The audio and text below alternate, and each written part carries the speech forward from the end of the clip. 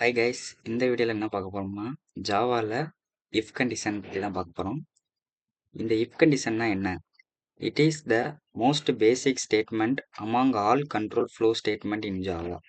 இது ஒரு பேசிக்கான இஃப் ஸ்டேட்மெண்ட். இது ஜாவா பொறுத்தவரை it evaluates a Boolean expression and enables the program to enter a block of code if the expression evaluates to.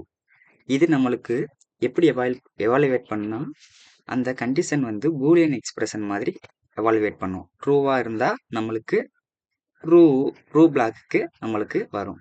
இதுதான் அதோட சின்டெக்ஸ்.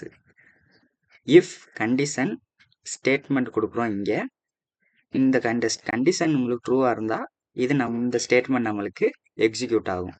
வாங்க ஒரு எக்ஸாம்பிள் பார்ப்போம். இப்போ இன்ட்டு x equal to 10. அப்போ இஃப் கண்டிஷனில் x equal to 10 அப்படின்னு செக் பண்ண போகிறோம். System dot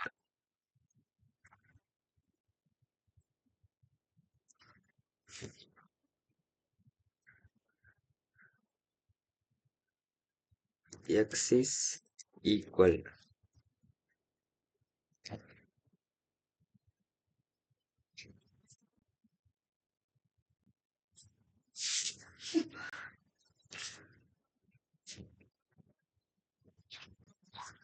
x is equal இருக்கு. ஏன்னா x equal to 10 இங்கே கொடுத்துருக்குது. இந்த கண்டிஷன் வரும்போது 10 equal to 10 பார்க்கும். அப்போ வந்து இந்த கண்டிஷன் ட்ரூ ஆகி x is equal நம்மளுக்கு இந்த ஸ்டேட்மெண்ட்டு பிரிண்ட் ஆகும்.